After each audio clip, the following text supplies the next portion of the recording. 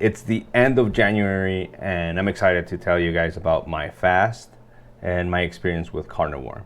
So I started my fast December 31st at around 6 p.m. That was when I had my last meal of the year. I know, sounds dramatic. It sounds more dramatic than what it is. And my fast didn't end until Wednesday the 3rd at 6:05. So I got an extra 5 minutes on there just for good measure. During this period of time, all I did was salt, or water, salt, and coffee. Because of past experiences, I had to go into a decaf kind of phase on my coffee because I have a tendency to over caffeinate, and I shot myself in the foot and did not finish what I wanted to finish. This is like 2 years ago or so. Fast was pretty straightforward, nothing incredibly to report. The usuals, vision clear, mental sharpness, what have you. There were a lot of the typical fasting, especially after 48 hours. So with the fast under my belt, per se, we jumped into carnivore, World Carnivore Month. And it's essentially a whole month that you dedicate yourself to eat carnivore. Yes, water, salt, beef. That's all it is. And yes, there's nuances. You can have some fruit here. You can add spices, what have you. But the whole point of this is to use any of the aids as fruit, spices, at its minimum. That way you can push through and complete World Carnivore Month. So, in summary, I guess, I did use some spices because I went heavy on the chorizo and eggs, steak, salmon, ground beef, eggs, of course, as I mentioned. Chicken wings were one of my favorite things to go at it because it just gives it a little bit different texture. And as I mentioned, everything was salted. Mornings, every morning I had about 20 ounces of water with some salt on it. That was essentially my pre-day setup. It has many applications, but overall I just want to make sure that I was hydrated and my electrolytes were balanced throughout the day, because if your sleep, your electrolytes, or your hydration is off, it's going to be a struggle. I didn't want to have any of those boundaries stop me from completing World Carnivore Month. They didn't. It actually made it super easy. It was a breeze to complete the 30 days. Yes, during the time that I was sick, I did use honey for my teas. I ate some fruit, what have you, but it got me through. So during this whole carnivore month, who knows what it was, and I was out of commission for a while. I think I had like the sweats for like 2 days, like significantly. Enough that in the middle of the night I had to change my shirt because it was just drenched in sweat. With that, let's go over on the benefits, and the benefits that I saw personally, because not everybody's going to see the same thing, especially the approach that we take, what have you. But in general, it's going to be very similar. I guess with the elephant in the room, right? I lost weight. I lost about 11, 12 pounds. I started December 31st at 194 pounds, and I'm sitting today at 183 and change. Yay! During this 30 days, or 27 because of the fast, hunger wasn't really there, which was one of the negatives, if you want to see it that way, because I end up eating less than what I should because I am full for longer. Therefore, I don't eat as much. So it's a weird balance of, do I really want to hit my calories, or do I want to start trending into this low calorie kind of phase, but eating a lot of protein? Regardless of what it was, there's drawbacks to it, and I'm covering the good points. So as I mentioned, I lost weight. My circumference did drop, to remeasure again to make sure, but I'll cover this. I'll add them here. Yes, those numbers are significant to a certain degree. The importance is, how's your mental acuity, your sleep, your energy throughout the day? Do you suffer from the midday or lunch crashes? All those things that we don't think as being a direct response from food, actually it is. Because during this period, my energy was dead on, Except for when I got sick, my mental acuity has been spot on. I've been pretty happy with it. My memory recall has been pretty decent, more than usual, to be honest. One of the things that I did notice is my sleep got better, obviously, until I got sick. That's been a little over a week that it's just kind of been trending down. My resting heart rate went from a 39-40 to a 53, which is pretty darn high for me, and finally is getting down to the lower 40s. But my sleep has been increasing as well. It's proportional. So it's one of those metrics that we keep, at least I as a coach, keep an eye out to understand any patterns or any issues that could potentially be coming down the road. With that, another great thing about carnivore is that you're always hitting your protein, because there's no ifs or buts about it. You hit your protein. Being in a keto kind of approach as well, your protein intake is a little less. It can't be a little less because ketones have a muscle sparing effect on your body, that you actually can get away with less protein, maintain or build muscle at the same time. With that in mind right now, one of the things is that I did not stop working out. So I did, except when I got sick. My lifts that I was starting with in December till this week have actually increased from the time that I started. Just putting this into perspective. I lost weight, I lost circumference, and I got stronger. I got those newbie gains, as people say, because I lost weight and I got stronger. Yes, it's not gonna be continuous, right? There's always a limit, and my calories probably gonna be my limiting factor at some point. But now that I'm done with it, with carnivore, I think I'm actually gonna stick with it. Maybe start introducing some foods, maybe potatoes or rice. As I introduce them, I'll introduce them, let's say, tomorrow, and follow up for the next 2 days. So food has the potential to be in your system, in your body, for up to 3 days. To understand if that food is actually agreeing with you, we have to eat it for a day and let it kind of like do its thing for the next following days. And in the 3 days, if you don't notice any ill effects or any intolerances to that food, you can move on to the next. For example, my plan is to start adding potatoes. Why potatoes? Because potatoes are the best. White potatoes, it's fine, it doesn't matter. There's really not a big preference, it's just my preference at this point. So I'll eat some potatoes tomorrow, monitor how I feel for the next couple days, and that is looking at gas, GI issues, restroom regularity. Symptoms like that are actually what tells your body that there's something not jiving right. So assuming that, let's say I eat the potatoes and by 2 days from now I start getting super gassy, whatnot, then it's probably a potato is not the good food for me to reintroduce right away, because I'm already gonna be introducing kind of this additional stress to my immune system. What I'll do is actually stop eating the potatoes, give it a day or two once those symptoms clear up, and I'll move on to the next carb, which will probably be white rice. And the same process again. This is how an elimination diet would work. You would eliminate everything out of your diet, anything that has a potential inflammatory effect, and then slowly start introducing them into your diet and monitoring those instances where there's a potential issue. Once you have identified or cleared that food is good to go, and you can start reintroducing other ones. The other ones you can easily introduce are fruit, because they tend to be less autoimmune, if you want to say it that way. And that's berries, strawberries, blueberries, raspberries, what have you. Those kind of like very fiber dense, not typically super sweet. Those are actually pretty good to introduce in your diet as well. They'll probably have very to no effects to your system. That's always a plus. Going back to the plan, and that would be to reintroduce potatoes and rice for now, and that's gonna be about a week's work.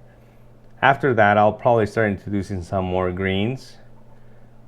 Not broccoli, because I know broccoli has an effect on me, but maybe carrots. Maybe I'll start throwing carrots into my mix and see how I feel.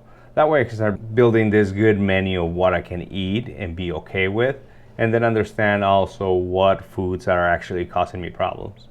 And that is the approach I'll be taking to 2024, kind of like a more methodical, driven approach to my nutrition. And the nice thing is that eating carnivore, you'll be eating your protein no matter what, because it's hard to miss your protein intake when you're eating about 2 pounds of meat a day.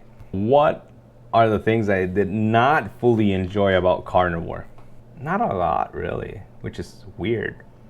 And I think it was that proper planning of having a good morning with my water, no coffee until like 90 minutes after you wake up, what have you, that have optimized my day, that I can be okay all day without just eating, which is weird. And that is one of the things about fasting too, that will teach you to disassociate yourself from the act of eating or prepping food and whatnot, because it almost feels like it's constant, because you'll prep your breakfast or eat your breakfast and all of a sudden you're thinking about lunch and it's only been a couple hours, or you're thinking about dinner, from lunch to dinner, whatnot, and it's only been hours, like 2-3 hours, whatnot, and you're thinking already of the next meal. And it takes time, right? It takes time to prep it, takes time to cook it takes time to eat it takes time to clean it. So at times fasting gives you that disconnect between, oh, I'm using all this time for food, but if I prep it on the weekend and whatnot, I can save that time during the week to spend time with my kids, with my wife. There's 101 things that you can do with a little extra time. It's just that awareness of it's not food is just being in silence with your kids. Just, I don't know. That was a super tangent. That's the other thing that I like to dive into, Stoicism. One of the things too that I heard recently and I want to start diving more into is attachment theory. Anywho, but that's like way outside the scope of what I'm talking about from carnivore and fasting. What do I think about carnivore? Yay or nay? It's an absolute yay. I think I'll keep going at it. It'll be a little bit modified, but always carnivore, meat, beef, whatnot will be the center of my plates, because it just makes life easier. Fasting, yay or nay? That's always a yay for me, but not for the reason that you think.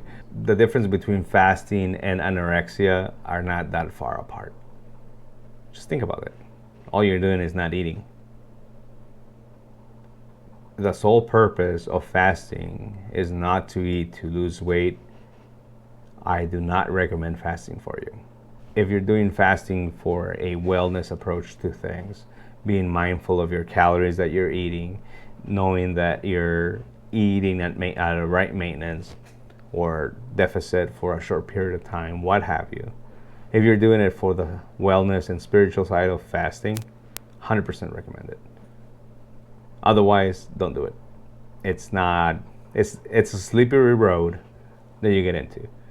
My long fast that I do, it's 72 or 100 hours in the past. I do it once a year. Technically, I should probably do it twice a year, but it's rough. It's rough with kids, family, vacations, to kind of plan it, being mindful about it. But this year I might add another 48 hours in between the middle of the year before I get ready for the end of the year one or the beginning of the year. Probably do an annual and semi-annual fast. And it's for that same approach, kind of to disconnect, to let your immune system rest, let your GI tract rest, and all those health benefits that come from it. Not from daily. Yes, you can still do the 16-8, but as long as you're hitting your calories, your exercise is moderate, and you're doing it more for a health or mentality or spiritual side of things and not for weight loss, then 100% go at it. But once you start getting to that slippery road, which I've been in, that starts turning to anorexia, it's not good. It's not something I would recommend for everybody for sure. And I prefer to plan and track religiously before we start fasting. That way we know what our baseline is. Knowing your baseline or knowing your maintenance calories, it is crucial. It is crucial to understand it and know it before you go into a cut. And why do I say that? Because if you don't know and you take out 500 calories or 1,000 calories of something you don't know, how do you know you're gonna be on track? What we measure, we manage. And if we don't manage it, guess what? We're shooting in the dark. See what happens. And then you get frustrated because you can't lose weight if you haven't been tracking.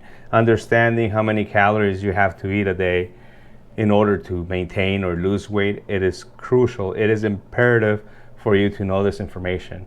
When you have an idea of what 2,000 calories look like, what 190, 200 grams of protein a day looks like, then you can start going into an intuitive approach.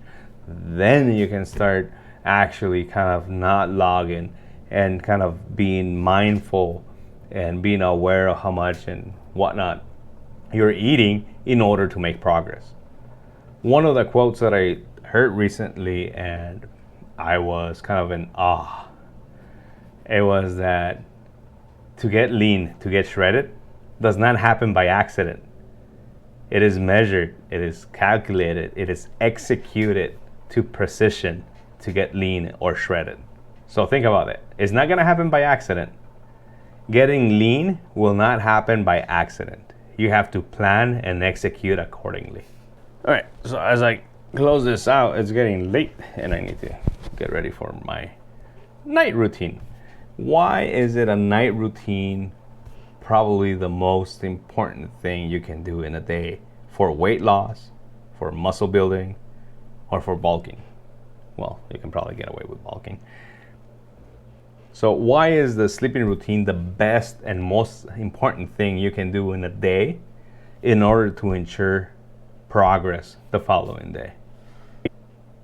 And that is because sleep is crucial for your body to get into a restorative state. That way you can put it to the, not through the ringer, but that way you can add the stress necessary, because being in a calorie deficit is a stress. Going to the gym is a stress. And if you don't recover enough, you'll be taken away from what's not there. And that's when you get sick. Not that that's happened to me, but just mentioning.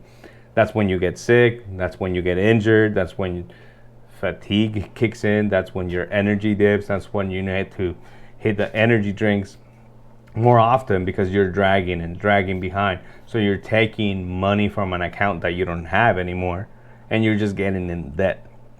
You're just getting in this recovery debt that you're almost impossibly going to get out of there unless you get a sleeping routine. Because setting up a sleeping routine will ensure that you're gonna at least optimize whatever you have for rest at night to recover, to get ready for the next day. In my sleep routine at night, what it consists of, about 7 p.m., I'll put some blue blockers, because around the house we still have TVs. I still get on my phone.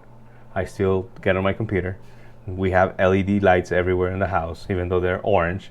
So there's always the exposure of blue light. And the exposure of blue light actually stops the production of melatonin from the brain. That way, when you go to bed, it's harder for you to fall asleep because melatonin is not released in the body yet.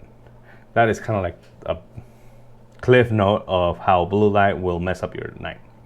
The other one is once you start getting to a sleep routine, reading, journaling, whatnot, you start dissipating the daily stress into a paper, into a book, and once you hit the hay, you're more relaxed because of that. Essentially, if you have a worry, a task that you won't be able to complete today, let's say, I'll go to bed and be restless about it, I don't know what to do. There's nothing I can do. I'm gonna go to bed. But what I can do is write it on a piece of paper. That way it's like out of sight, out of mind kind of deal. I can rest, and the following day I can pick it up and tackle it because I'll be rested and I'll feel great to accomplish whatever I need to that was pending from the day prior. And that is the importance of a sleep routine. You want to optimize your sleep because that's the only time we have to ourselves to recover, to get ready for the following day. And with that, I'm gonna call it a night.